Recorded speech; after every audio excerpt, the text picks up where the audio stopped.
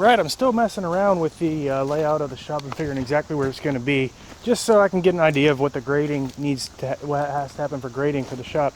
So I'm thinking this might be the corner of the building, but I still think I probably need to move it down just another 10 feet or so. And then I kind of just set this, I had this pipe laying around. So he's kind of level, but I just did that to kind of figure out like how much fill dirt I was going to need to kind of get an idea of what I'd do to level this property. So coming over here to this corner of the building, so I just measured out 20 feet, which is what my setback is from the property line. And that puts us right here. And I just think I need to, I know there's a pile of stuff here, it might be hard to tell on camera exactly. I'm trying to leave myself enough room to have, there's gonna be a garage door on this side just for the tractor to get in, and I'm trying to leave probably 20 feet worth of width just between like the bank and where the building starts, so I have room to get both a trailer in there if I want, or I kind of want a car washing area because that will be that direction is south, so the building will kind of shade you know, the car washing area on a hot day if I want to be outside and spray the cars off. So that's what I'm thinking for that. But the building is going to be angled, if you can tell where that building is angled like this, the new building shifts like this, just so it can follow the property line and come back a little bit, just to give me more entrance room.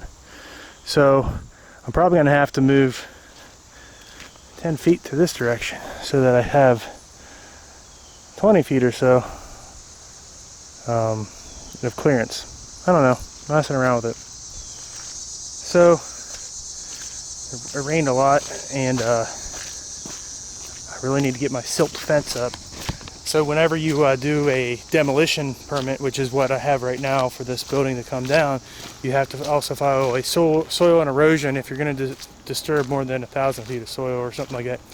Well, since I have two buildings here, well, anyway, this one is 1,200 square feet, so that puts me over the limit. I'm supposed to have a silt fence up, so I'm going to put that up today. I should have done it before I started moving dirt and stuff, but we forgot about that. So I went and picked up one from Lowe's. We're going to get it put up today. What you know, my chainsaw broke. So here's what it's doing, something, and I don't really have time to troubleshoot it and figure out if it's the bar or the chain. Well, it turns out when you buy a new bar, you get the chain with it anyway. So I just throw them both on, but it's, I don't know what it is. Maybe one of you guys know what happens that makes it's the chain gets stuck in here. It's like wedging between the sprocket and the bar. So that keeps happening every 20 seconds or so when I'm running it. I don't have enough time to really troubleshoot it and figure out what to do. I'm just going to switch them both out and worry about it later. So yeah, the more I have the saw and the more fits it gives me, I want to get a better saw, but I don't know. Are better saws any better, or do they all need a lot of maintenance?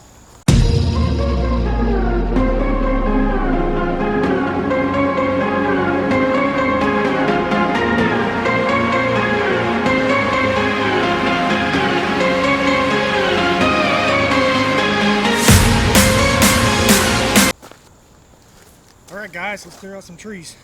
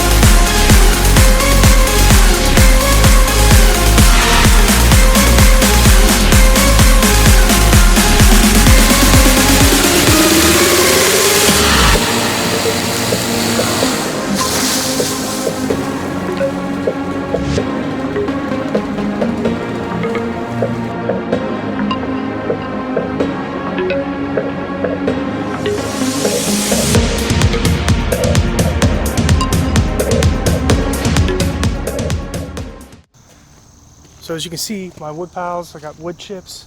All those trees have been cutting down. All those things are piling up pretty good. We're gonna have a fire pretty soon here. Just keep getting after it, cutting down all these trees and chipping them up.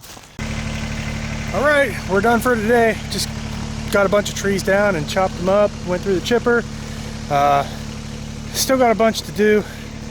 It's kind of the same thing every day now. Hopefully I'll be done with all the tree stuff after the building comes down. We'll get these big trees down. That will be the last thing to do. Then we'll just work on getting the pad done and some grading. But I'm kind of glad that the weather has kind of started to cool down. It was only in the upper 70s today, and this weekend's going to be in the 60s, high 60s, I think. So I know you see me in the last couple videos, me totally drenched in sweat. Oh, I'm still drenched in sweat, but it's at least a little bit of a relief. All right, guys, another busy day here at the property where I'm building my new shop. And as you can see, the old shop is all torn down. He's ready to go. They're going to come tomorrow morning, load him up on a 45-foot gooseneck, get him out of here. We're going to miss that guy. Not really. I'm glad he's gone, because that means now I can work on taking the pad out and finish my grading for the new shop. So I'll cut down more trees over on this side of the property today. After I ran the chipper for about an hour and got down some old stuff, so I'll have to run it again tomorrow. Cut down those trees over there. And worked over on this corner at the end of the day. So the guys were here tearing down the shop. I was just trying to stay out of their way. So I moved over to this side of the property and cut down some trees that were here. I'm Tim Bruce and my garage makes me happy. Race day. So I got my silt fence up and I put it up, well, I mean, just to keep erosion from running rampant down the hill. And because it's something you have to have up. I didn't want the man to stop by and give me some type of fine for not doing this. So if I ever act like I know exactly what I'm doing, honestly, I probably don't, and it's just an act. Because, you know, I'm sitting here and I'm thinking what I'm going to get done today. And yes, I got to cut down a bunch more trees, but it's like every time you do, it's like, how am I going to regret cutting that one down? So I got this pine tree. And I know he's kind of going to be in the way, so he has to come down. But it sucks because he looks so healthy. He's a good-looking tree. But we can always plant more trees, I guess. So, I mean, some are obvious. You got this big tree that will be leaning over the shop and will fall on the shop at some time if I don't cut him down before I build the shop. So I figure I might as well cut him down before I have to pay someone to climb him and get him out of the way. So it'll be a free cut for me, and it'll be thousands of dollars if I wait. So, sorry, tree. But yeah, so the biggest thing I'm questioning is, like, you know, how am I gonna fill this in and grade it all out, and just kind of like this edge of the property. I don't know exactly what that's gonna look like. I guess the best way to do is just start doing it and see what happens, and we'll change the plans if they need to be changed. I'll pull the stump out and then kind of get all this crap out of the way, and then I'll start bringing in dirt and level a little mile out here,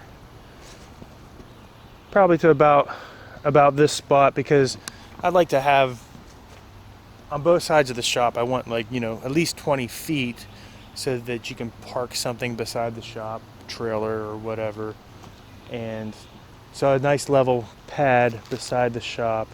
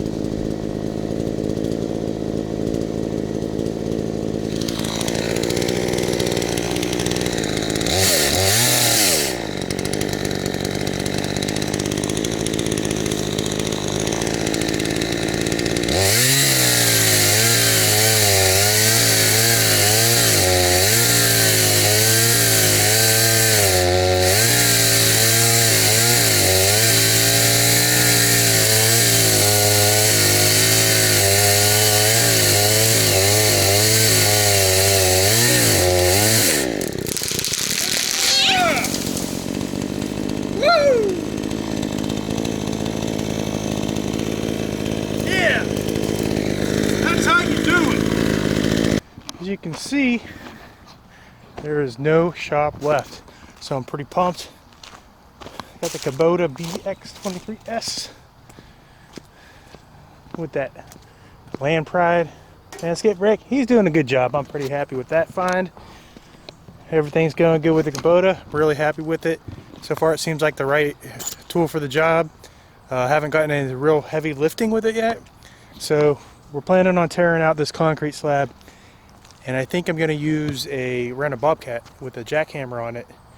I don't know how I'm going to coordinate all that, if I'm going to get it with a bucket and a dump trailer to haul it with.